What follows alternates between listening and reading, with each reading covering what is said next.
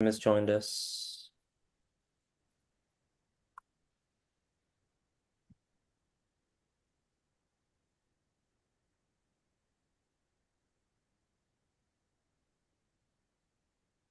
Okay, so I think we are now live. So, Alex, please take it away. Yes, with pleasure. So, Pauline, are you ready? Is everything right? Okay, I We're believe ready. everything is set up. Everything's So, good. perfect. Yep. Very well. So, good morning, good evening, or good afternoon, depending on where you are. And we are very happy to meet you all for this new session of our seminar series, Being Singular. I'm Alessandro De Cesaris from the University of Fribourg, but I'm in Turin right now. And Gregory Scott Moss is my co-host from the Chinese University of Hong Kong. And this has been going great. So we are very happy for this seminar series. Yesterday we had a beautiful talk by Miriam Schaub on the difference between the singular and the exemplary that had maybe a Deleuzian background, but it was not, so to say, that explicit. And it was very refreshing, and she brought to the table many useful and exciting points that, in order to enrich our discussion.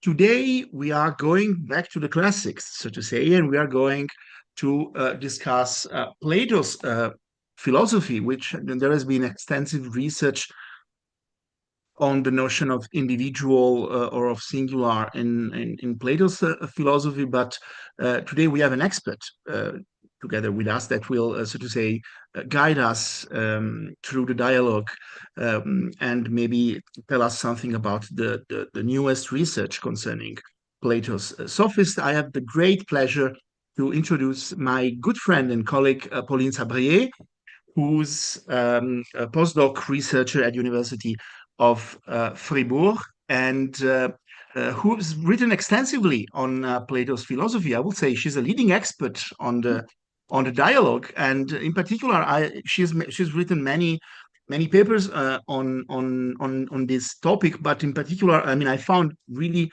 um, it's really exceptional. Maybe one of their latest publications are the five great kinds, Megistagene, of the sophist Plato's categories. Why this question is worth asking and what it takes to answer it.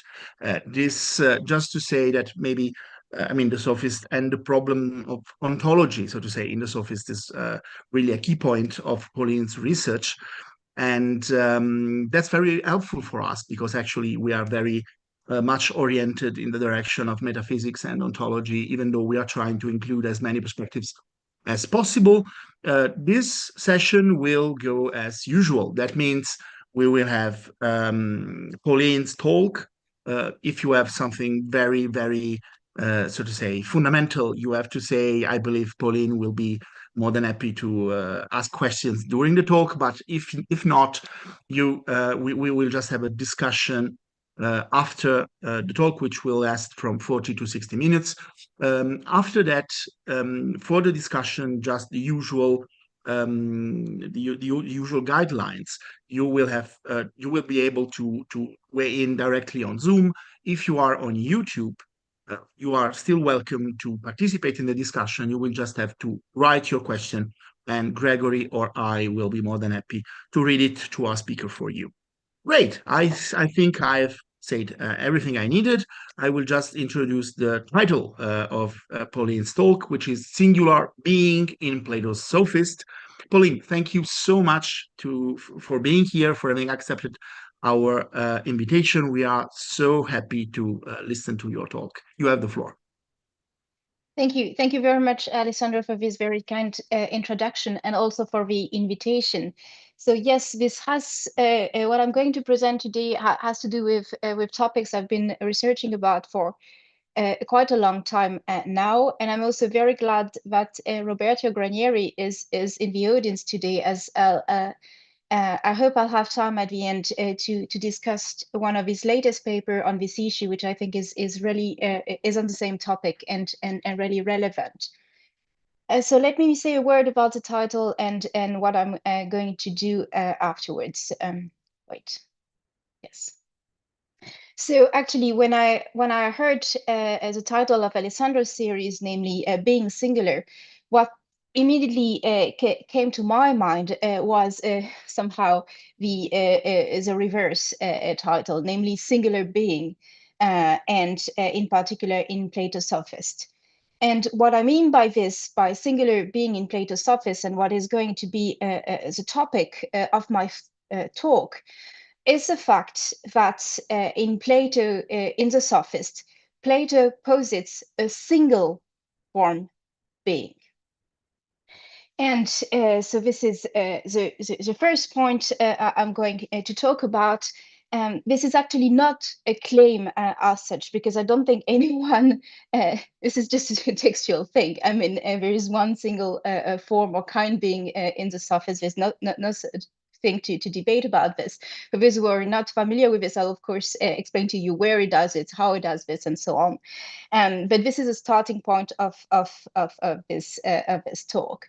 Now, the second point is more important to me. What I really want, the idea that I really want to convey today is that the idea is that this is not at all obvious.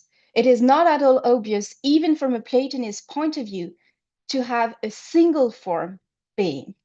And this is what I'm going to put a lot of emphasis on, explaining what I think, why I think this is this is not obvious, and this is potentially a problematic even from a Platonist point of view, that is, even from Plato or Plato's followers' point of view, that he does so.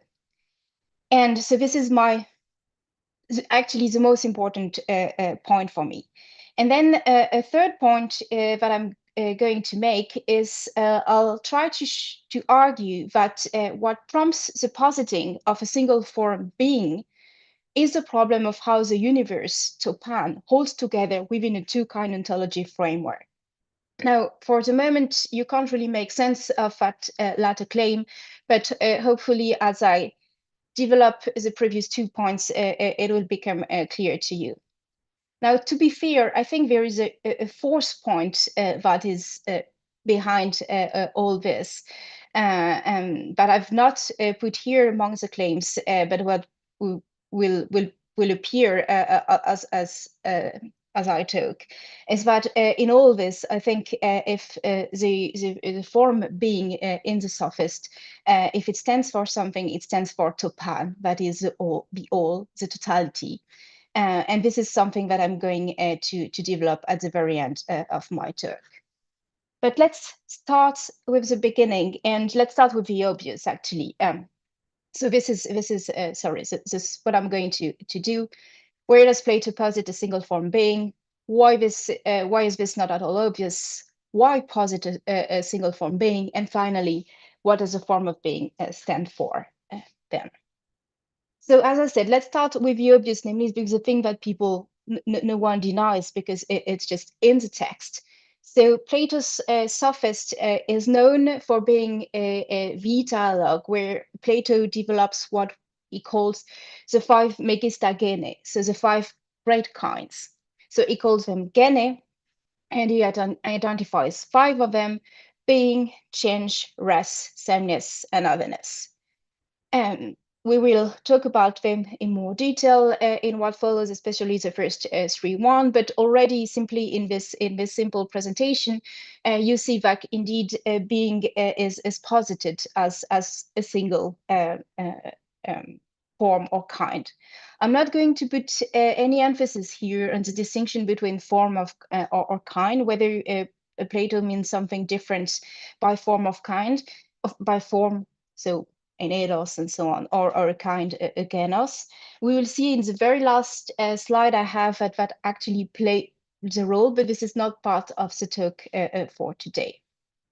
So this is what you find in the Sophist. Now, where do you find it? Well, if you want a couple of examples, I've chosen a few passages. So there is a passage I'll come back to several times during the talk. This is something that happens towards the middle of the dialogue, I'd say. So we have these two interlocutors in the sophists. We have the visitor who is talking to Theaetetus, and Theaetetus is the same person as in the dialogue called the Theaetetus. And the visitor is this different person coming and leading the discussion. So most of the important talk is done by the visitor. I mean, not saying that Theaetetus plays no role, but basically it's what most important things are happening with the visitor. And the visitor says, in that case, in your mind, you're assuming that being is a third thing over and above this, on the basis that both rest and change are embraced by it. You have been taken the two together and noted the way they both share in being, and that's why you also feel they both are right. So we'll come back to this quotation a number of times, but this is just to show you, yes, being as being, the form being, the kind being, as being posited as a third thing. I'm not going to discuss what I mean by exactly by a third thing here, but certainly it means that it is neither identical to rest and change. So this is really something, a form on its own that is distinct and different from the other two. So this is one passage where you explicitly see it. There's another passage that I've selected. It's later on. There's been some discussion in between about how these kinds work, how they relate to one another. And then the visitor starts a new argument with this. Greatest, certainly, of all of the kinds we have just been talking about are this very one, namely being itself and rest and change. So again, you just see it textually, being as identified as one of these five kinds of forms. Yes, different from the other. So far so good. This is not really the difficult part. Now I want to turn to why I think this is actually not at all obvious that Plato does this move, namely positing a single form or kind being. And the single here is what matters to me, namely if you think about what Plato writes about being or metaphysics in general in the other dialogue, it's not at all clear to me that he should have posited one form of being and not two. The reason for this is that Plato is normally known for holding the view that reality is somehow divided into two realms. We tend to call it the intelligible realm on the one hand and the sensible realm on the other hand. And this realm, they are not only distinct from one another, they also tend to have opposite properties. So the realm of the intelligible realm is described having certain properties, and the sensible realm is described as having opposite properties. So here is an example, for instance, that we find from the Phaedo. So Phaedo is, of course, a different dialogue. There's a lot of going on about soul, of course, but forms also in this dialogue. And in a very well-known passage, Plato says in the Phaedo, at least through the mouth of Socrates, "So do you want to assume," said Socrates, "that there are two classes of being, one visible, the other unseen, the unseen always staying in the same state, the visible never doing so?" So I've not played with translations here, so I've simply copy-paste what Long and Slater translate. What Long and Slater translate as two classes of beings here is this duo ede tonanton. And duo ede tonanton, yes, two classes of beings. Sometimes people say two species of beings, but this is actually also the same term that is used for forms. So in a way, one way, of course, you can understand that passage is as saying, well, basically we have two different sorts, or we may even have two different forms of beings if we look at reality. And I've given you, I mean, there's something happening in between, but I've given you another line so that you see what I mean by when I say that the intelligible and the sensible realm are usually described as having opposite properties. Well, for instance, there's one here that is called the visible, and the other one the unseen. And here one is characterized as always staying in the same state, whereas the other realm is described as never doing so. So by opposite here, I mean really that they have properties that are not compatible. If you're always staying in the same states, you can't be never doing so, and so on. So this is not only the claim that so Plato is not only making the claim that there are two different sorts of things, he is also making the claim that these two different sorts of things have contrary properties. So what we find from the Phaedo is that actually it is not at all obvious that there is one single form of being, but on the contrary, you're tempted to think that if there is such a thing as forms for being, well, there must be at least two, one for the intelligible and one for the sensible realm. And I think we find this idea also in the later Platonic tradition. So if I've chosen here a passage from Plotinus.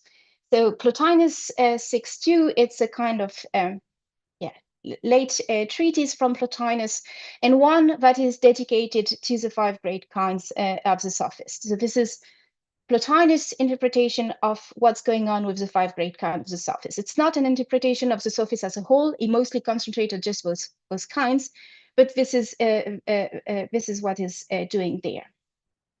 And there, at the very beginning of his treatise, so you see it's Aeneid 6.2, but the first chapter.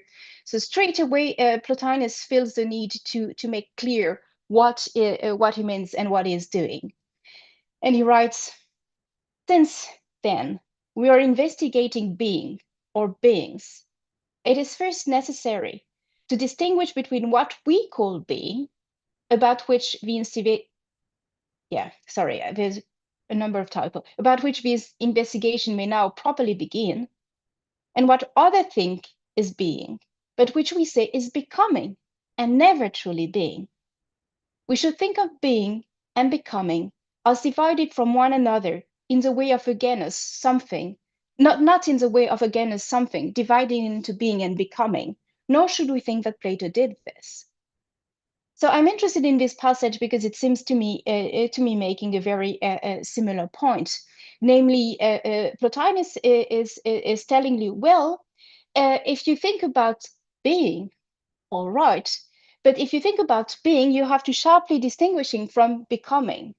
Now, the being-becoming distinction is the same as the one I've been calling before, the distinction between the intelligible and the sensible. This is the same thing. So Plotinus is here telling you, well, if you're really serious here about talking about being, you can only talk about the intelligible. But if you are talking about that other thing that resembles being in a number of ways, but is not truly being, then you can't really call it being, strictly speaking. You have to call it becoming, which is indeed something that you find in the text. So the reason why Plotinus is interesting is that in 6.2, he has posit a single form or kind being, but this is just for the intelligible realm, and he feels the need of positing something different, a different one when it comes to the sensible realm, and that is something he looks after in 6.3. So for Plotinus also, this is not at all clear that there is a single form being. On the contrary, these things should be two.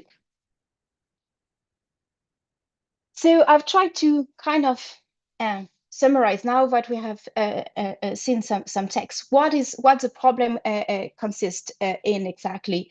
When I say that was my claim too at the very beginning, that this is not at all obvious that Plato posits a single form being in the sophist. I think the problem can be seen as a tension between the first point here and the end point 3 and 2. So the first point is that there is a single form being, but things that can be divided into two classes of beings, the sensible and the intelligible, but are not only different from one another, but opposed in all respects.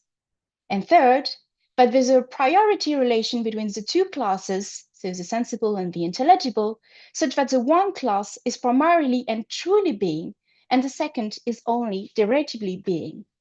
So the idea that I'm trying to defend and to explain is that there is a tension between positing a single form being, which is my point one, and holding these two further views about being. Now, about the relation between 2 and 3, I'd say that 3 make it even worse, and 3 is certainly something that Aristotle is going to jump on later when he attacks Plato for having posited a genus being, but that has more to do with what he understands. Aristotle's understanding of what a genus is. I mean, three make it worse, but 2 is enough actually for having enough problems with this. And so let me say a bit more why this is particularly problematic in the case of Plato. It's so we're talking about a form being. And what do forms normally do in Plato? So for Plato, normally the form of X is the aithia, so the cause or the explanation of the being X of all the things that are X. So take the form of justice, it is the cause of all the just things being just. So in the same way, the form of being is the cause of the being of all beings. But if beings, things that are not only different from one another, that would be okay. But they are being precisely in incompatible ways, as we saw before. Then the question really arises as to how can Plato possibly posit a single form being that is the cause or the explanation of the being of all the things that are, given that he thinks that all beings fall into not only different but also opposed classes of things. So how can we have one form, one single form, that is the cause of the explanation for these two not only different but opposed classes of being? And if he really thinks this is the case, then doesn't he run the risk that the form of being is just too general and not encompassing anything? Now, to be fair, I don't think this is a problem that Plato also only has. I think this is a more general problem for people who generally believe that they are different sorts of classes or categories, I think. I mean, the most, the example, when I was trying to think of an example of someone who would indeed posit two classes of things that were not only different, but really opposed to one another in many ways, well, then I was thinking, for instance, of Descartes' two substances.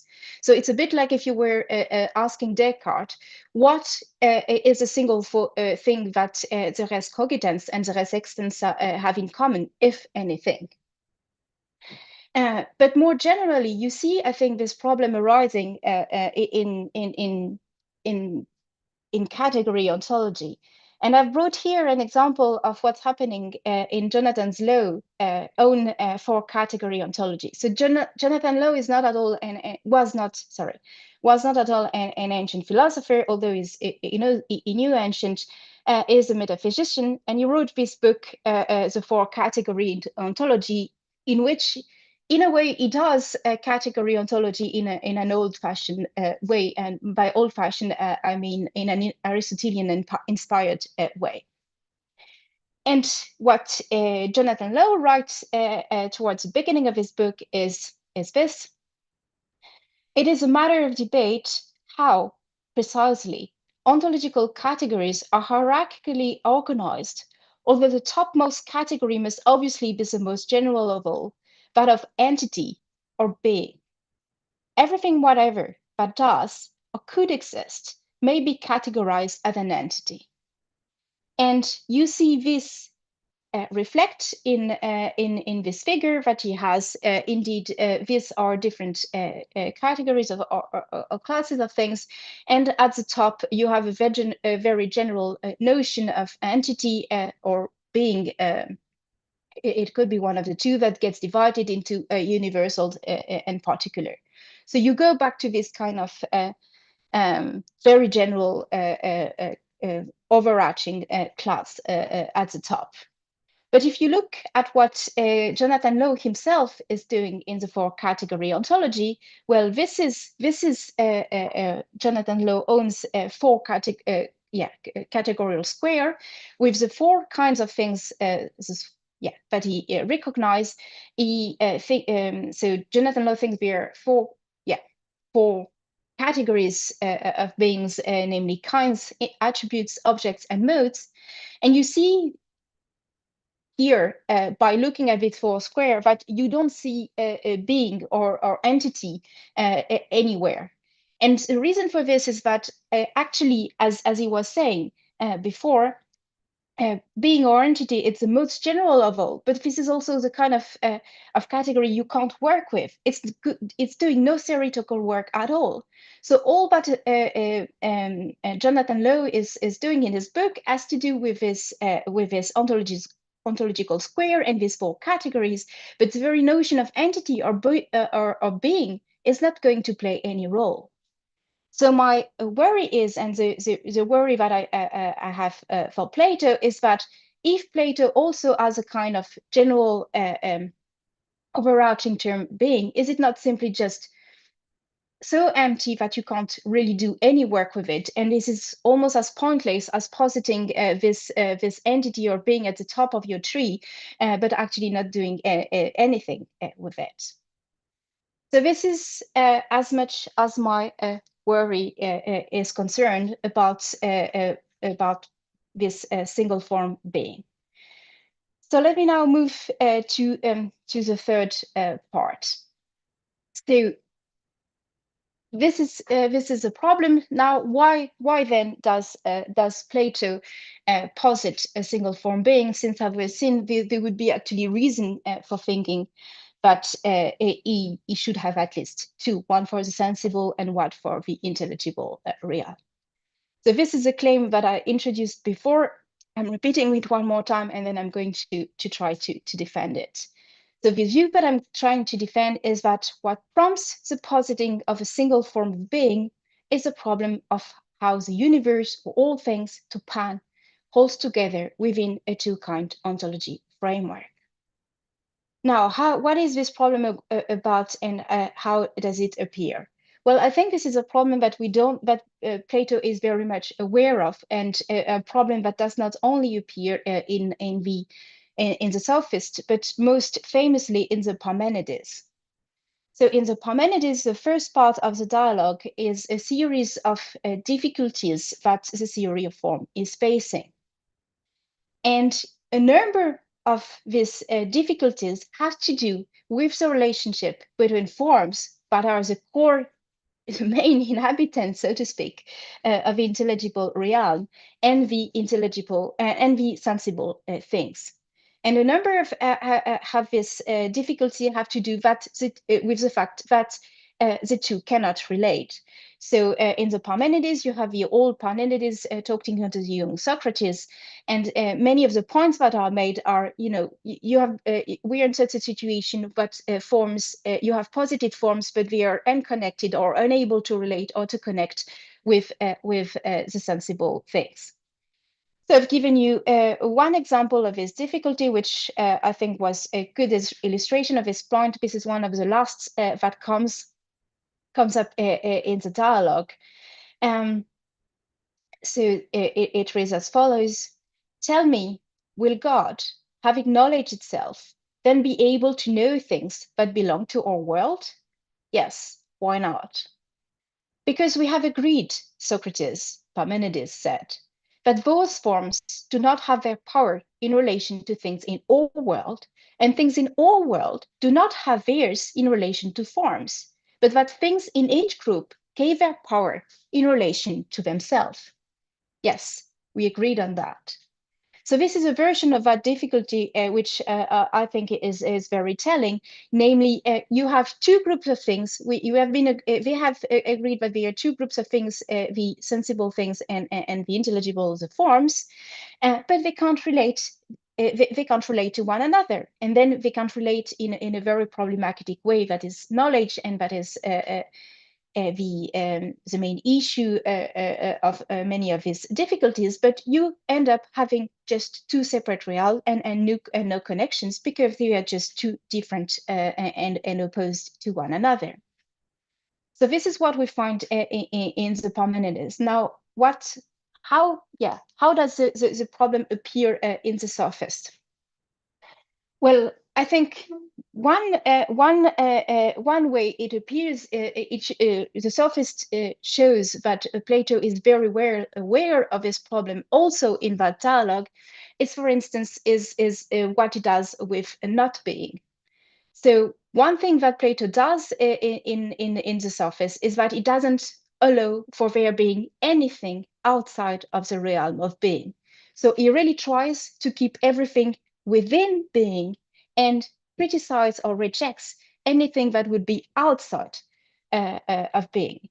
So we have it, for instance, very clearly towards 258, 259, when he comes back to the problem of not being, and he says the following: "So let no one accuse us of having the temerity to declare that what is not is the opposite of being, and then say that it is.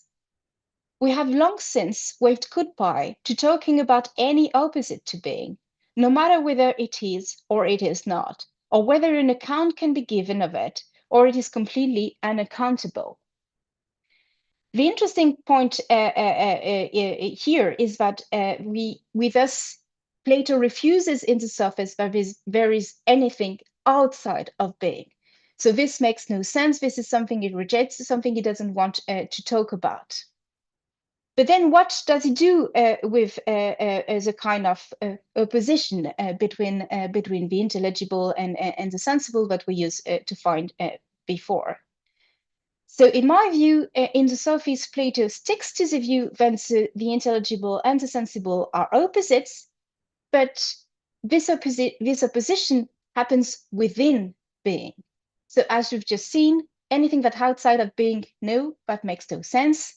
So if there is any opposition, then it is within being.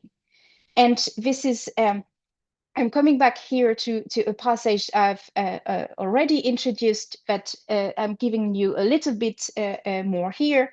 So the passage is the one about being a third thing. Now, this is what prompts the claim made by the visitor that being is the third thing is a conclusion of the Gigantomachia that was just before this battle between the friends of the form and the giants. And this conclusion runs as follows. So here I have changed Rowe's translation. The conclusion is: "The answer we should give instead, like children when asked to choose, is that being, that is, the all, is constituted both by everything changing and everything at rest." Very good then. You treat change and rest, don't you, as most opposed to each other? In that case, in your mind, you're assuming that being is a third thing over and above this, on the basis that both rest and change are embraced by it. You have taken the two of them together and noted the way they both share in being, and that's why you also say they both are, right? So what we see here is that the important move that seems to me is made in the sophist is being is all encompassing, everything is within being, there's nothing that is outside of being. And if there is a tension or an opposition between different groups of things, then it is happening within being. And this is, I think, captured by the opposition between change and rest, namely changing things. They are the sensible things, and they are opposed in many ways to the things that are at rest, so what we call the intelligible things. But this is within being. This is not something that is separate or different or distinct from being. This is all happening within being. So this seems to me is what Plato is doing, and this is then very different from how Plotinus reads the sophist, and also how the Stoics read the sophist.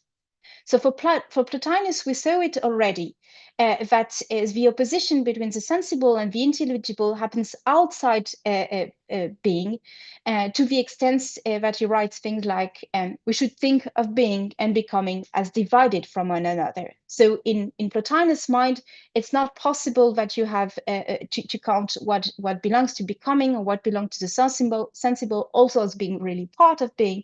So you have being on the one hand, and you have becoming on the other hand. But it's also very different from the interpretation that the Stoics made of the dialogue, but in a different way from Plotinus' interpretation. So for the Stoics, just like for Plotinus, there is also something that is outside of the realm of being, so to speak, and this is the famous T, the something that they identify. And by positing that there is a T that is different or from being, and it is outside of the realm of being, well, it seems to me that the Stoics violate this very important principle that we find defended by Plato in the Sophist, and according to which there is nothing outside of the realm of being. And this principle is instantiated, for instance, at 250 C 1214. This is what I'm giving you here. The visitor is asking, if a thing is not changing, how is it not at rest? Or if it is in no way at rest, how is it not changing? Yet being has now revealed itself to us as falling outside both change and rest. Is that possible then? And Theaetetus is forced to answer, no, nothing could be more impossible. So from the Stoics' point of view, yeah. No, just a question. Could you give me a reference for the Stoics' interpretation? You mean a reference where this is? What this is, yeah. Yes.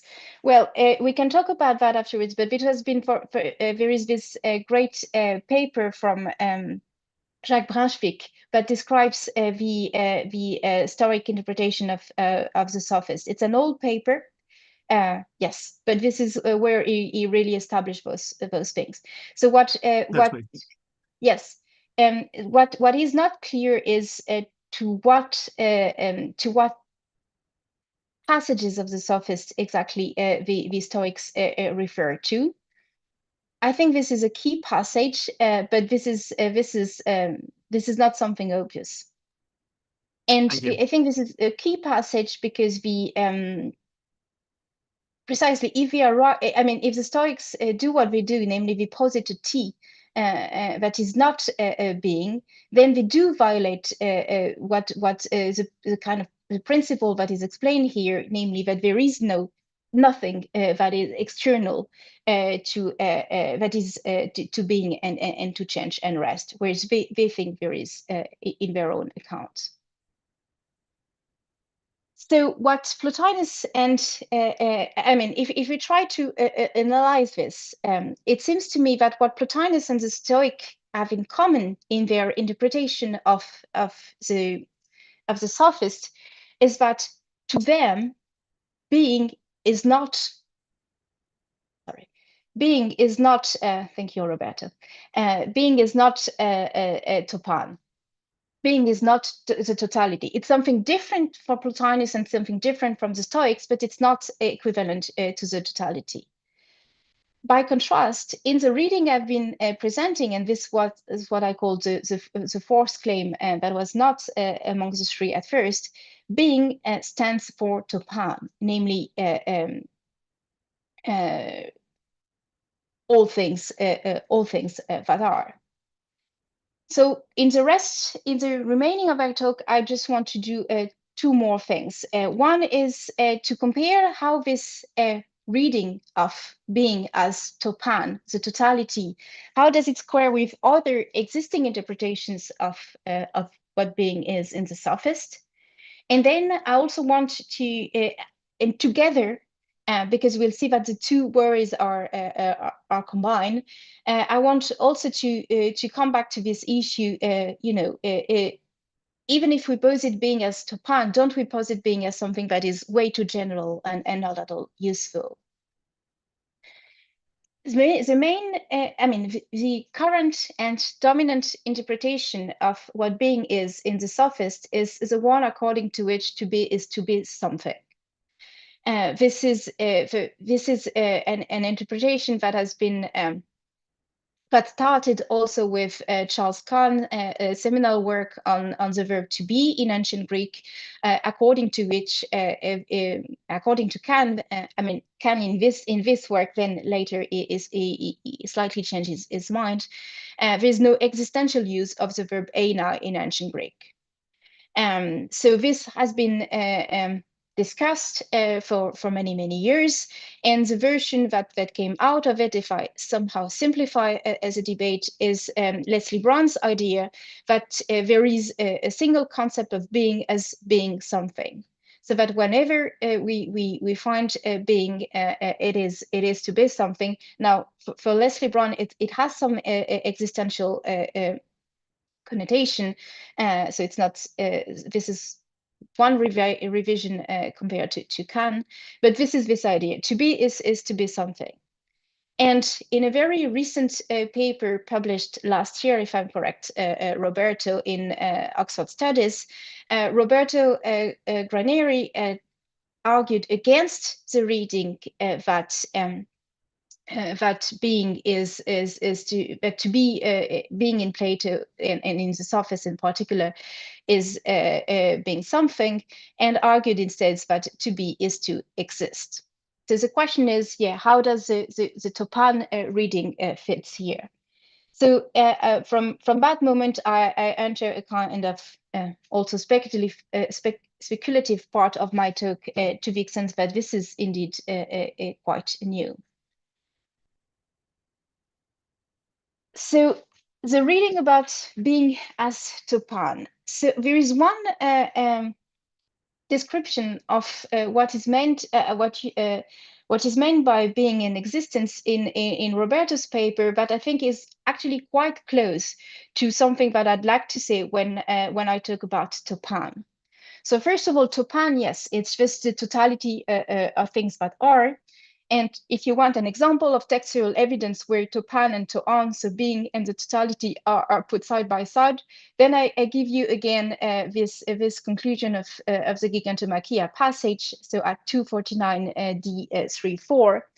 There you have, this is a thing about all things being and changing and changing.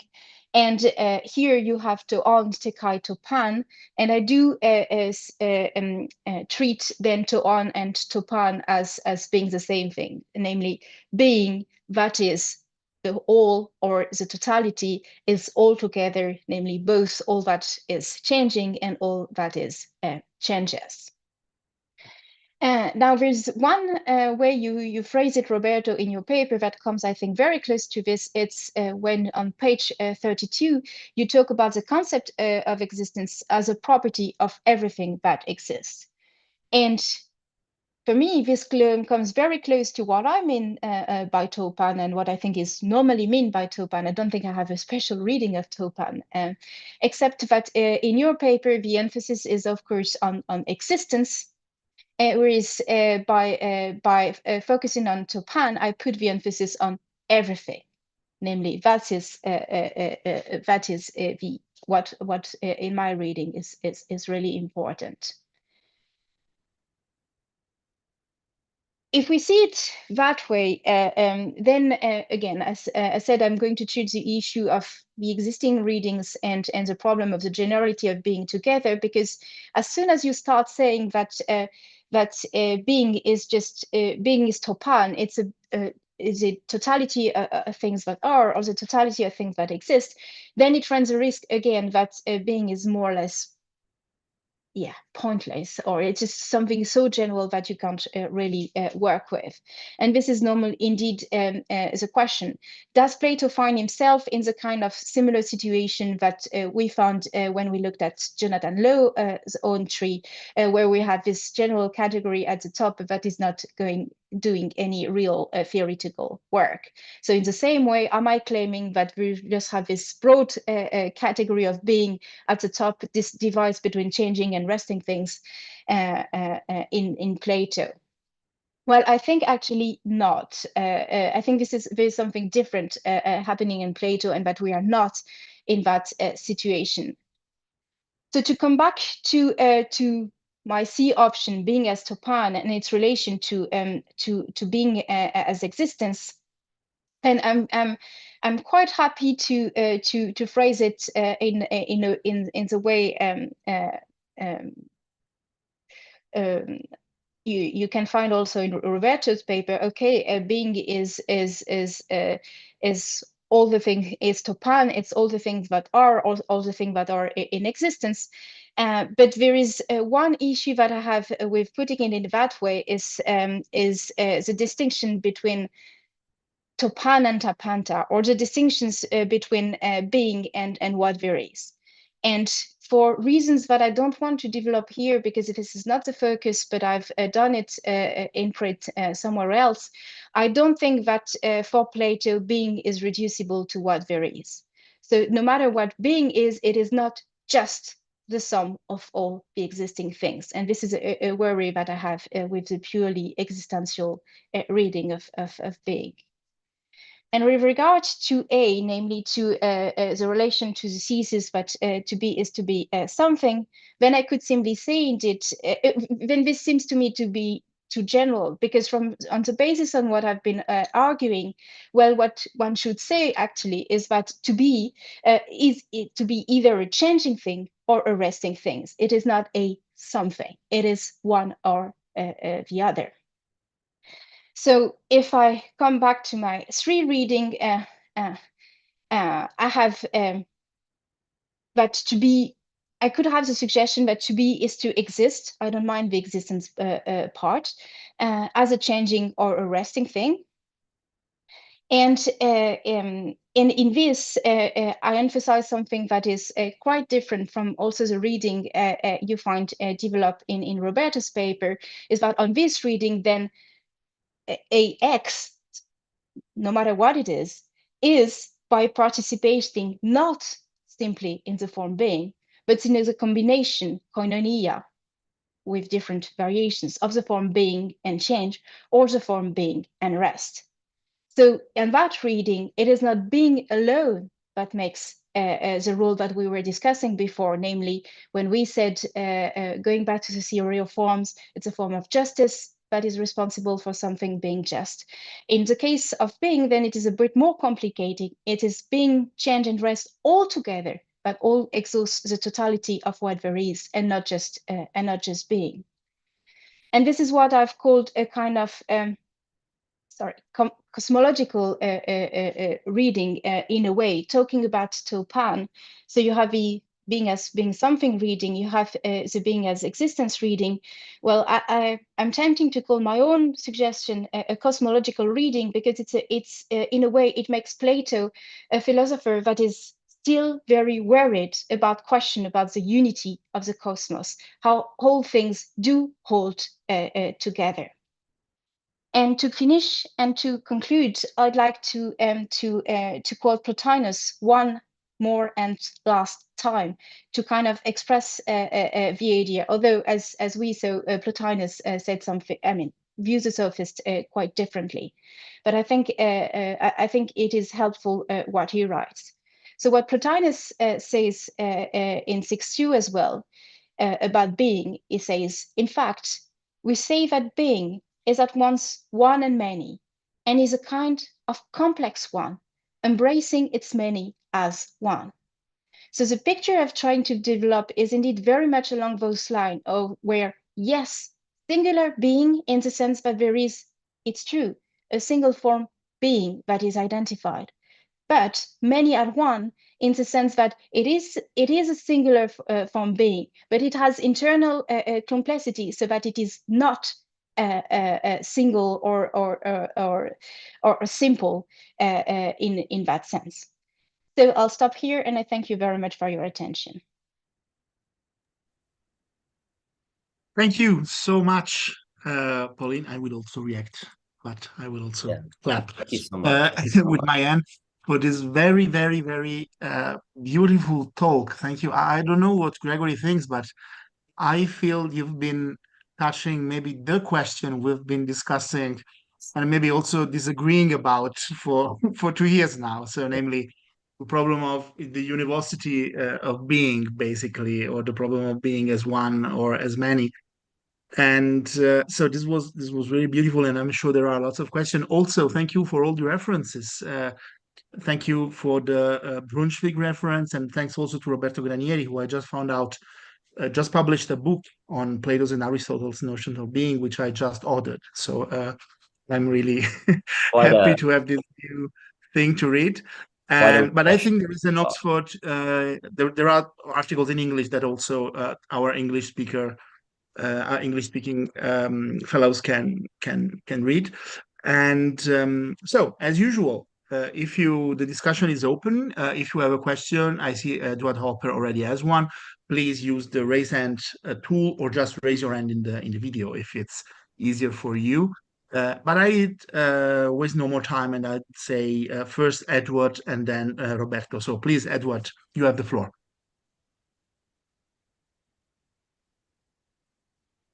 Oh, we can't hear you, Ed. Yes. Yeah. We're having trouble hearing you again. So, but I think it's simply the. Oh no, we cannot hear you at all. Yeah. Yes, there's no sound.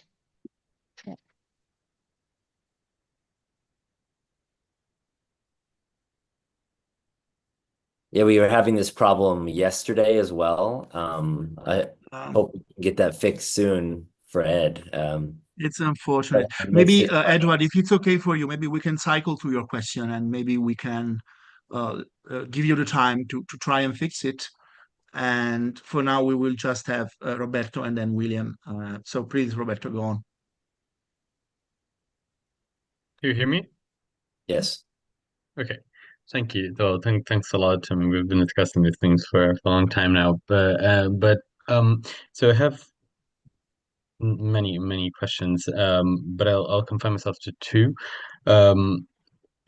One is about the contrast that you find in the two species of being, in the Phaedo and elsewhere. I mean, it's not the Phaedo is probably the I mean, at least one among three of the clearest references to this idea. I mean, I'm wondering which kind of opposition you see in this. I mean, between the visible and the invisible, however you want to call it.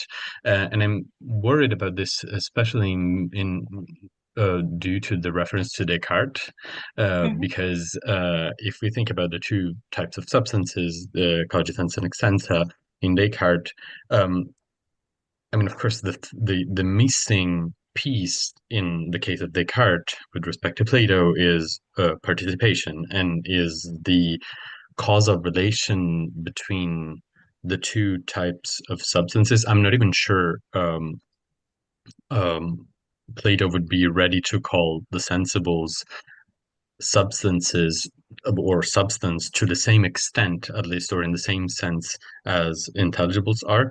But again, I mean, the point I'm trying to emphasize here is that in the case of Descartes and many other philosophers, the opposition between, well, many other dualists, the opposition is between two types of substances that are so to an equal degree or in the same sense. Whereas for Plato, there is, I mean, the relation of participation changes everything. And of course, there is the model copy relation, the model copy pair that governs the relation between the two. So this one question, and also the second question, I'll keep it short. I'm wondering whether in the variety of references that you gave, the Prologue of Timaeus, Plotinus, other passages in Plato, the Sophist itself, I'm wondering whether there is a problem about the referent of the term toon, because in some cases, of course, toon refers to one among the forms. In other cases, toon is the whole realm of forms. So when you have at the beginning of 6.2, you have being and becoming opposed to one another, then in that case, so on is the whole realm of forms. And it's in that sense that being and becoming cannot be subsumed under a superordinate genus of something. I mean, that's the criticism of the Stoics. So I'm wondering whether some of the issues that you raise can be cleared up somehow by distinguishing what Plato is talking about locally in each of these passages. Yes, thank you very much. So in a way, my impression is that my answer to both questions is very similar. And so, or it is connected. So the reason why I used Descartes, although it's very different in other respects, is precisely to emphasize this idea that it's not only two different things that we are positing, but that really there is some incompatibility between them. Now, the incompatibility, it can be mostly understood, wrongly understood, if I, because for instance, with participation, you are not doing, you're precisely to say, making a bridge between the two levels. But the incompatibility view was to say that precisely, and especially if you look at the feeders, I've just given these two examples in the feeders, the fact that the one realm is called the visible, the other the invisible. The one is called constantly changing, the never changing, always remaining the same.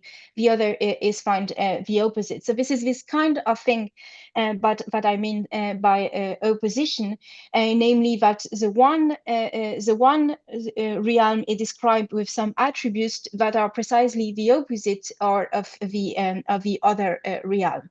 So which make it sound as, not only are we talking about different sort of things, just as sometimes we know we are even in metaphysics, but that are not so different from one another. Whereas in the case of Plato, the attributes that these two realms have are quite are significantly and seriously different and incompatible. Now, there's one point where, of course, and this was one of the things I wanted to convey, is that precisely the sophist tells you that there is at least one thing that they have in common, is precisely being. So we are not we are not. Oh, if there is one attribute, property, it's a bit hard with this, but where we are not opposite in is in being, and whatever is the opposite is being of being, precisely in the sophist, is rejected and denied. But it is not, it is to, so the reference to Descartes is really here to help understand how this move is actually difficult to make when you have two sorts of things that are so different from one another's, to nevertheless say that they have something fundamental that brings them together. And hence my I forgot to write it down now, but about this opposition thing. And when you ask about other dialogues, yes, but I don't think it helps in all cases. But because no matter what the textual reference is, I think the problem is just there. The problem is just there that whenever you divide the whole of reality between two different classes of realms of beings with such opposed property, you have a real question how you can posit, or you can assert, you can posit a single form being, or you can say that we are nonetheless being, that there is still a sense in which we are being in the same way, without something saying that is simply empty or devoid. I think this problem is independent of any, is just there and is independent of any precise textual reference. Although I think you make this point about textual reference in your paper, and I think it's good. But in that case, I think it seems to me that the problem remains. Does it help? Yeah, it does. I mean, there are lots of other questions, so I mean, we'll discuss it if there's time. Yeah. Maybe we can go back Roberto. Thanks. to Ed now. Yeah, thank you. Yes. Can you hear me? Can you hear me now? Yes. Yes. Yes. Very good. Okay, good. Yeah, thank you, Pauline, for a very nice paper. And I just have a comment and a question. And the comment is, and I think it's in agreement with what you said. Maybe it is what you said, but that in the Phaedo, when he distinguishes between the being and becoming, the way he distinguishes being is as something that's always the same, and becoming is always changing. And then in the Sophist, at one point, he equates to being always the same with rest. So the Yes. rest and change are really just exactly the distinction, except being is not where we'd expect it to be as a form with the things that are always the same. So and the same thing with same and different. There are also distinctions that he makes to distinguish the forms from the sensibles in the Phaedo. So in the Sophist, he seems to be just laying this vertical hierarchy on the side and making it into a horizontal hierarchy, or I don't know, hierarchy is not the right word, horizontal uh, uh, distinction rather than a vertical distinction. And I think that that goes along with what you are saying. So here's my question. Tapan can be interpreted in two different ways. One of them is totality, and that's what you kept saying, but I wasn't sure if you really meant it. And then the other interpretation is the collection of individual things.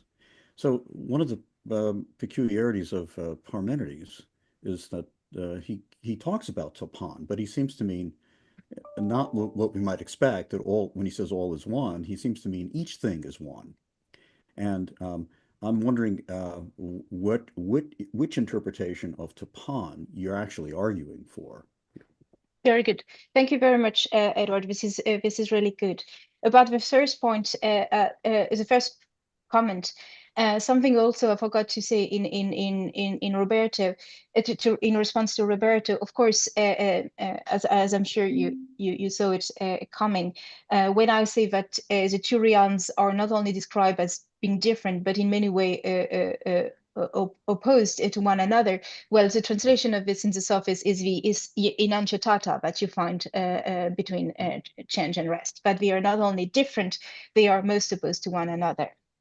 Thank you very much for your question about Topan. I think this is very good and very helpful. I think I do mean really the totality, and I mean and I mean it, and I like the way you put the other option as a collection of individual things, because it seems to me that this was the distinction I was after when I said, whatever Topan is, it is not just the sum of what, it is not just what there is, it is not just the sum of all existing things. This would imply that what is this more that there is? Well, this is a difficult question, but something like with structure, it's not simply a sum of things, it's an ordered whole, an ordered cosmos, something that comes with structure, and hence it is not simply the just the list of all the things that are.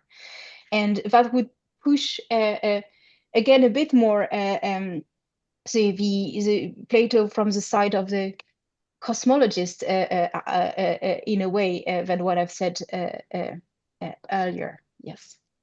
So you may not. I mean, you may want to consider this a little bit more, because it doesn't seem to me that you necessarily have a problem of the low sort that you mentioned, of being not having any content because it's the collection of all things. If it's the case that the things that are always the same and the things that are always changing are both beings, then just even if we take them individually, there is something in common to them as individuals. And I don't think you have to worry about the problem that's motivating you to the totality interpretation of Topan, and should consider more strongly the individual interpretation. Okay, I'll think about it. I certainly agree with you that actually these are two different things. So the reason why I want the totality thing is not the low problem. It's actually a different one, but something that I think is argued for also in the Sophist, but I didn't go into this here. And I agree with you that this is a different sort of the low problem. The low problem is more, you know, because yeah, the kind of low problem is more on the side of how can you seriously posit two kind of things that are so different and nevertheless say they have something in common? Isn't there really too little they have in common for this to be significant or interesting in any way? Yeah. Okay, thank you. Thank you, Edward, and thank you, Pauline. We have William Franke and then Gregory Scott-Moss. Please, William. Hey, all right, good, thank you. And I think you can hear me now. I hope so. I think my question is simply, could your thesis be restated as saying that for Plato and the Sophist, being is equivocal? That is, it sounds at first to say that there's a singular form being. It sounds like being is univocal, but you examine that and you work through and you come to the conclusion that actually Plato is using being equivocally. And this is the way the tradition will put this kind of a problem. Being is said in many ways. We have already with Aristotle. It really becomes crucial and very elaborate in medieval philosophy. I noticed that Lazzella is actually on the list talking after me, and I would assume that he would bring this topic up in relation to Duns Scotus and the univocity of being. And there might be a reason why you don't want to anticipate all of that in order to stay to Plato's own terms, but it does seem almost inevitable to really begin posing the question of whether being is not being used equivocally already by Plato. And I think that the concerns that you articulate, one is the holding the universe together. If we're using terms that are equivocal, what is it that's going to hold not only the universe, but even knowledge together? And that is a crucial problem for Plato.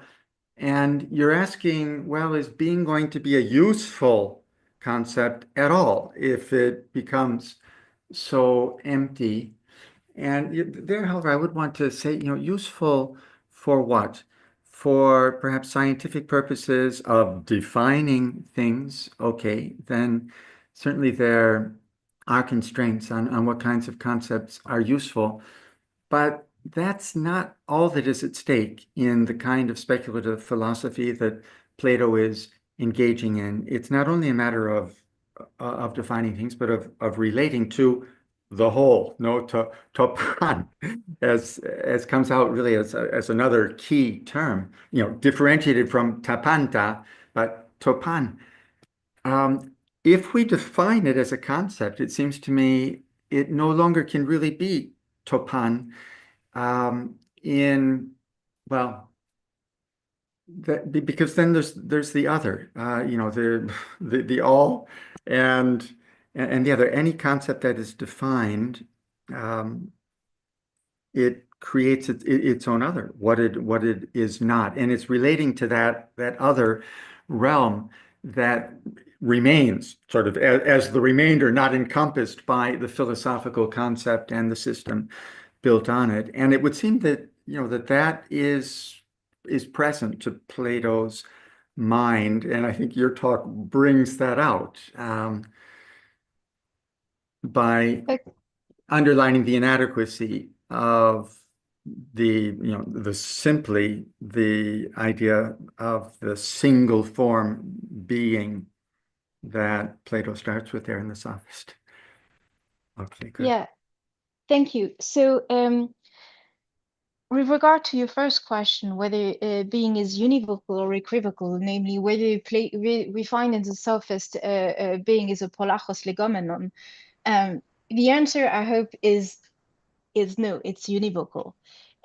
So I'm more inclined and to try to continue thinking along the lines of the last quote I gave from Plotinus I gave. Namely, it's not so much. I mean, there is a sense in which, of course, you can say that being in is equivocal in the sense that even in Plato, as Roberto was also saying, you find it used in several ways. But that when he posits a single form being, he really means that it is just one. And if there is some, it's not some. If there is, but it has this complexity. So I'm really trying to take Plotinus extremely seriously here, and to try to think what is this complexity that being has as a form or as a kind, but that doesn't simply say, okay, we're just being using being in many different ways, and this is all there is, because, and this is in a, yeah. Well, I was going to ask then, for Plotinus, there's the one, which would Yes. then tie everything together, but it's beyond our grasp, beyond the Yes. concept. Exactly. And being is below. Being is below, and it precisely Right. has that plurality inside.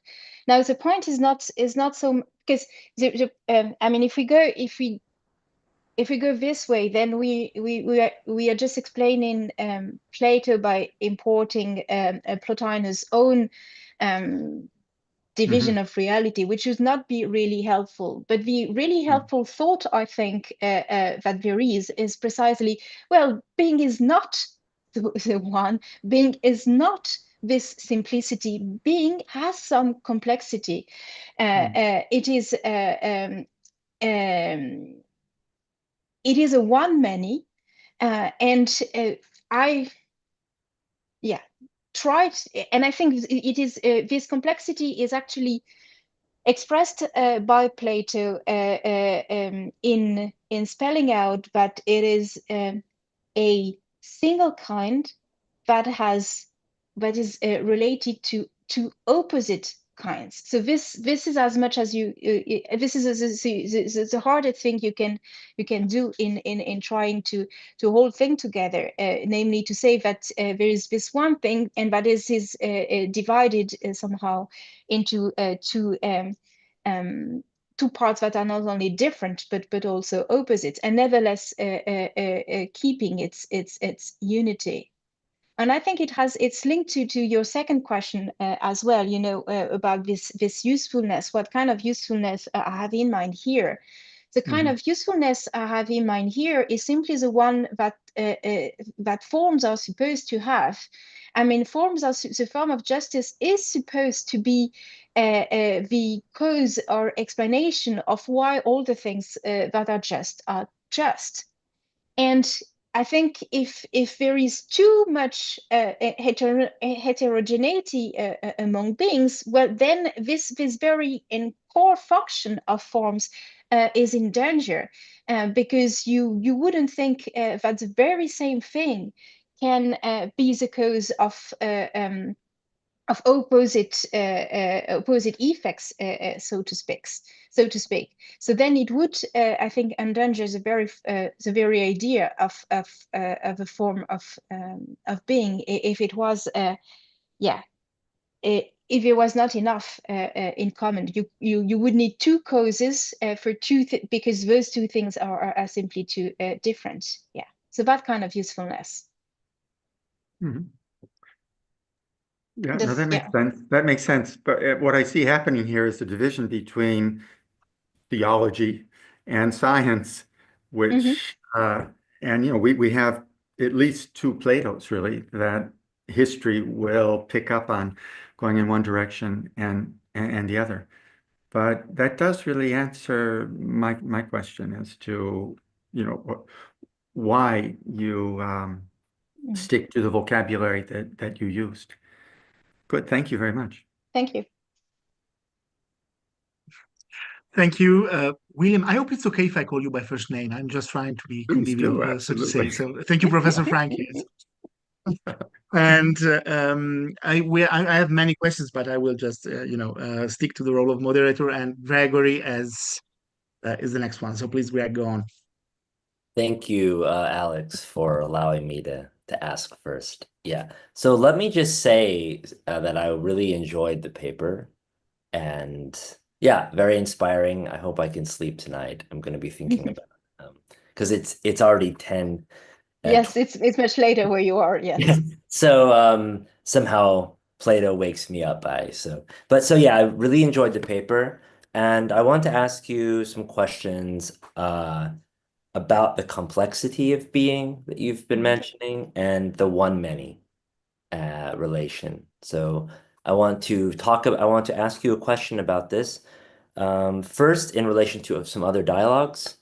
And then second, in relation to third man regresses. So my first question is thinking about the sophist and this very clear presentation. I think by my lights, very convincing reading of the text that nothing is outside of being. So I think this immediately, by my lights, generates some problems, but problems that should good problems that philosophers ought to encounter in thinking. So, for example, non-being is not outside of being, right? So we have to deal with the being of non-being, right? If there's nothing outside of being. And it's sophist, it seems that there is something like the form of non-being. There's the eidos of non-being. So this, if there's nothing outside of being, of course, you have another potential contradiction that you have to address, which is the question of how there could be the being of non-being. That, again, is not a problem for you. It's just a philosophical problem that makes sense, actually. A classical problem that makes sense when you read it this way.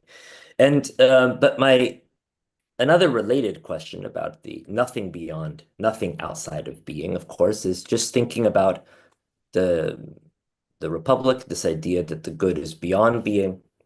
And I'm curious if you have any thoughts or comments on this, if it's said in a different way there, or whether we would have a similar kind of paradox and problem for us to address, which would be if we were to try to put these together, maybe we don't want to. So it depends on how you understand the relation of dialogues. I know this is a contentious thing, but since we are, well, mixing and matching Phaedo with Sophist, I'll also throw in this Republic as well. So you have this question, okay, the good is beyond being, but it's the being beyond being.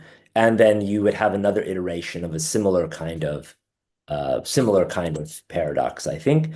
And of course, it's the kind of reflection that leads philosophers like maybe Dionysus, or as we learned, pseudo-Dionysus, to see that the Hooper Theos is actually Maon. Okay, actually. Okay, so that's my first question. That's my first question. I would just like you to speak to that. Okay. Yeah, maybe I'll Yes. just ask that first, and then I can go to my second question next. Yeah, thanks so Good. much. Yes, no, that's good because I had somehow forgot. I had not thought about the Republic passage while writing this, so it's good that you reminded to me. I mean, in a way, the Republic passage is taken very seriously by someone like Plotinus, who say, well, precisely there is something outside of being. And I mean, I think my answer to this is that is the same as the I mean is the same as the answer that I would be tempted to give you if you were to ask me, look, you have been telling us you don't for reasons you didn't explain to us, but you don't want being to be just the sum of all there is. What do you want there? Well, it seems to me that the answer is all in the beyond, and in the surface passage, it's all in the exo, namely what we mean by outside of it. And outside, if it's yeah, and I think this is the work that has to be done. If Yeah. if this means something detached, then separated to use separate to use a vocabulary Plato himself used in other circumstances, then I definitely have a problem with this claim, because it means there is actually something outside of being in that sense. But it seems to me that the other understanding of what that how to refine this, and I mean, long time ago when I worked on this, my thought was to give you an example. It's a bit like when you go back to the Parmenides and go back to all these talks there is about limits. Yes. Yes. Yeah. Yeah. So that kind of answer. So this Okay. is something that is both outside and outside. Yes, Yes. that's good. Good. Yeah. And I mean, in my own philosophical thinking, this is the direction that I'm inclined Mhm. to move. That is to say, if I were inspired by Plato to think my own thoughts, this is the direction I would want to go. Let me since you mentioned Parmenides, it's a nice segue to my next question, which is about the maybe a version of a third man regress. Again, this is not so much an objection to your reading. As I said, I feel that it seems very convincing to me. Again, I haven't read it recently. I just have to take your word and the other scholars in the room. But the third man regress seems to be engendered by, or one could generate a third man regress, it seems quite simply, when we think about being this way. So if I, for example, say I have being and I have rest and I have motion, and acknowledging being is not a sum of all things, of course, as you said, but rest and motion both are. So each has being, right? And then to be is not the same as rest and motion. And so you have the being of being, you have the being of rest, and you have the being of motion. And so what you can say is you can say being, rest, motion, and three beings. And then you have three particular beings, and they all presumably participate in being. But if you think there's a difference between particular and universal, then you'll need a second form of being alongside the first one. And then you'll have the third man regress, moving just as you have in the Parmenides. So again, I'm not offering a critique. Actually, I think the problem of the Parmenides as the beginning of the Parmenides, Parmenides says a genius will solve this problem, right? So we don't have to solve it.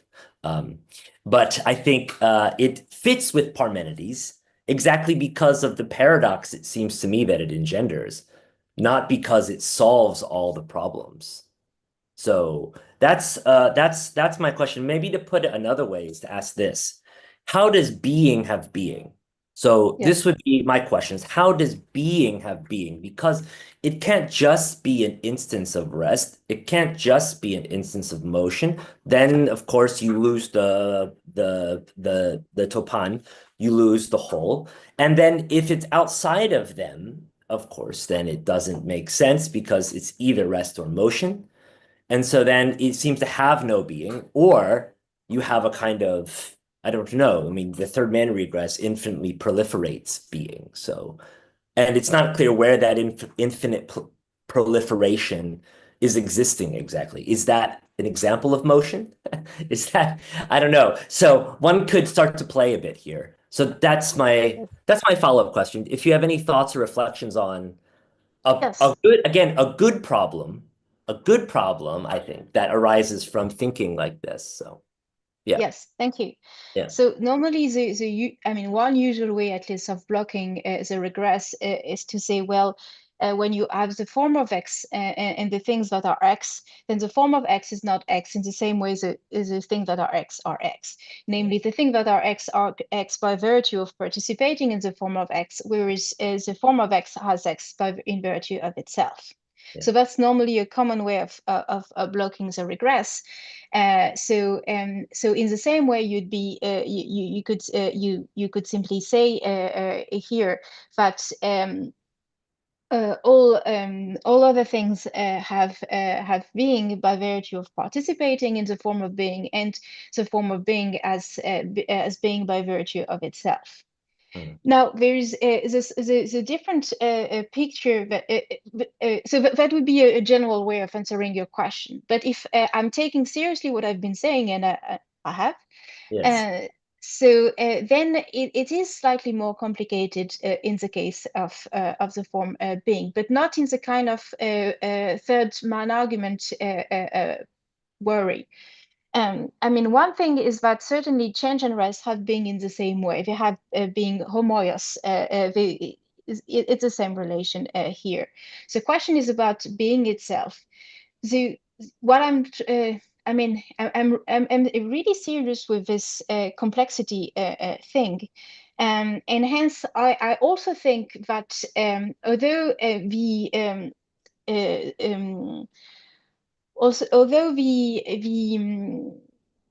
being is not simply is more than just the sum of the totality of what there is. It's not just the sum of its parts.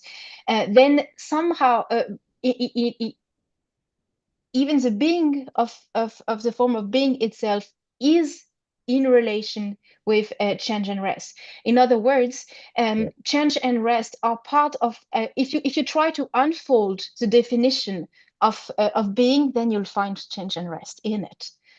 So it is part of what it is for something to be. So there are elements in the definition of what being is. So which means that, and this is a different situation, I think, from what you find in you normally find when it comes to other forms or justice or whatever, where you don't normally see this complexity coming. But here you have an internal complexity. And I think there's actually, but this is a point that needs to be made textually. I think there is textual evidence also for this kind of more complex relations that are happening between the three forms. Also at the very end of the Gigantomachia passage, where suddenly it seems to me that you have examples of things that are not by it's not said directly, though it doesn't exclude it, just by participating in the form being, but by participating in rest. And this is because of the complexity of the internal complexity of being, and change and rest being somehow part of it, for lack of a better word. If I might just briefly before Alex takes over, it's okay, Alex, if I just want, so no, it's a very helpful comment. By all means. Okay, good. Thank you. We still have a little time. Yes. So that's a very helpful response, and the answer makes good sense to me, the way you would block the regress. I think that blocking the regress, however, in that way is still actually, maybe William Franke spoke about equivocal. I would say I think that the result of that way of trying to block it does end up with a contradiction. And I guess my concern generally with this kind of method is that you end up having, like motion and rest, they have being in common. So being really is like a universal. And it has being in virtue of itself. And that means that it basically instantiates being in virtue of itself. So it does seem to me that what you have is being is both a particular and a universal in the same respect. That's really, I think, what you end up saying. And that may be the result, but I think to be a universal is not to be a particular. And that to be a particular is not to be a universal. So well, I don't think there's any problem here. An essence is both a universal and a particular. That's fine. Yes, but the question is whether it's in different respects or in the same respect. Okay, so I think that's a fundamental difference. So, like if I have genus and species relationships, right? And I have a species that is a genus for one thing, but a species in relation to something else. It's totally fine because it's a particular in one respect and a universal in another. But when you're dealing with the genus of all genera, you can't make that distinction. That only works when you're dealing with a relative genus, not an absolute one. So that's again, this is us arguing about whether whether the view in the sophists really works philosophically. So we could have this conversation or not. Like it's a different question as to whether it's a Yes. really reading or not. So I guess I just want to push this question. But Whether then it's in answer to a this, viable philosophical idea for us, so yeah, please, sorry, please, I mean, yeah, please. the answer to this is precisely in Genos. But then this is, I mean, if you want to hold the kind of picture that I've been suggesting here, yes, the work that has to be is what is a genosphere? Because you cannot apply this kind of model. We have been also saying in the kind of low figures what he has. No, this is then not what a genos is. The good news is that I am doing this work, so I'm good in this, and indeed this is different from what you find in Aristotle, and Yeah, this is of part course. of the picture. Yes. Of course. Yeah, So yeah, yeah, yes. I mean, certainly it must be different from Aristotle, and in yes, my spontaneous responses, I fell into Aristotelian language, but a bit. I would Yes. happily rephrase it. But I want to put the problem aside because I could talk about this. I won't sleep at all if we keep talking. So Okay. aside. That's okay. But I just wanted just one last comment, and then I'll give it back to Alex. Is yeah, I very intriguing point that yeah, here we have being, which is a form of some kind, but it's divisible, and I think that's pretty interesting. Also, just to Yes. compare the itself by Yes. itself, its forms are itself auto kath auto, and now we have also this relationality complexity in the form, and so this is a kind of this is exciting to think about, and also kind of maybe opens up maybe dogmatic attitudes towards form when we pick up Plato and we have our expectations, and this in a certain way opens us up to Yes. rethink But those, and that's really helpful. Yeah, yes, so yeah, it opens up the question in what sense the forms are simple, as Plato seems to say they are in other places. The good yeah. thing is that part of this work has already been done by Mm. people. So there is a not that late article, I think, from Dorothea Frede, where, if I'm correct, in the logical analysis, the Bochum journal, where she says that the simplicity of the forms it doesn't mean that it is not like an atom or. Yeah. And there's a dissertation by it's Teil und Teilhabe by Platon, that is about parts of forms. That so a reading of the early dialogues, actually not, I mean, also, but not only, and even not primarily the early dialogues. Showing that that from the very beginning they are conceived of things having parts. I'm not saying that I'm endorsing all this conclusion. I'm just saying that there is some work that has been done here to yeah, on this question of what is really meant by the simplicity of forms. Really nice. Thank you again so much. Really a pleasure, Alex. Thanks, Greg, and thank you, Pauline, for these very generous answers. And are there other questions, other remarks, problems?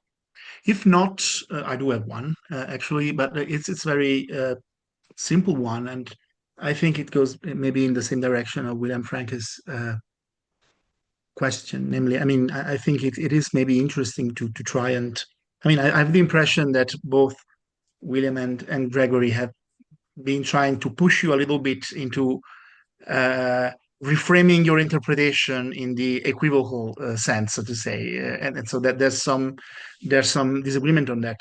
Maybe I can maybe another way of putting this, and I don't know whether it helps, is I see two problems. And I wonder whether you agree that they're different about, so to say, the extension of the notion of being and the intention, so to say, of the notion of being. So one thing is to ask whether, so to say, there are things that are not being, so to say, or there are things that are not. And another question is to ask within being if everything that is in the same way, so to say, is in the same, so in the same way is already loaded as a way of putting it. But maybe so this is the first thing. I wonder if you agree with this distinction. And maybe there's a second distinction within this second element that maybe allows me to unload my my question, namely, maybe there are two ways of doing this. So you can frame this second point by saying you can argue that not all things are at the same degree, or you can argue that not all things are in the same way. And I feel these are two very different ways of answering the question, because in the first way, you can defend a universalist approach to being. In the second way, I really have a hard time seeing how you can defend a universalist approach to being. And what I wanted to ask you is if maybe it would help to consider another big problem, another huge issue within the sophist, that is the problem of images. So my interest with the sophist is basically not the distinction between, so to say, changing and steady being, nor between universal and particular being. My problem is between being and appearance, so to say. And what I always found interesting in that, in the way how Plato frames that question, is that he always uses adverbs. So he talks about tomedamos on, so that which in no way is, so to say. In other, so in the Phaedrus, for instance, he uses the word ontos on, so what is essentially, so to say. And in the famous quote on the parricide, he explicitly says, so I have the Italian version here, but he uses in Greek the expression, so the adverb os. So he says, in a way, we must force Parmenides to, and use violence to him, and we have to force him to admit that what is in some way is not, and what is not in some way is. So those are, in my opinion, so the question of images, in a way, will be probably a good way of pushing Plato towards an equivocist, or at least non-universalist approach to being. But I was wondering whether you agree that maybe a possible way of escaping this is to reframe the question of ways of being in the question of degrees of being, and whether it is, so to say, more Platonic in your reading to frame it in this way than in the way I've been suggesting. I hope it's clear, but yeah, that's it. Yeah, no, it is, and it is a two very interesting point. Thank you. So about again, this is all related about the intention extension point. One thing I'd like to say is it is clear to me that it is clear to me, although this is not undisputed, but it is clear to me that in the sophist is a question ts dito on is raised. And normally this kind of question are a question primarily about intention. It is about the nature of being. This is not simply a question about the extension of being.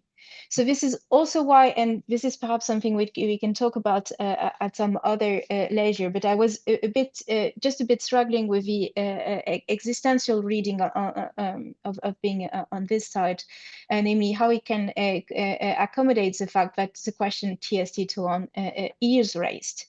But as often is Plato as well, I mean, the question the two questions are not in the inquiry, the question about the extensions, the question about the intention are not independent. They belong together in the order of inquiry at least.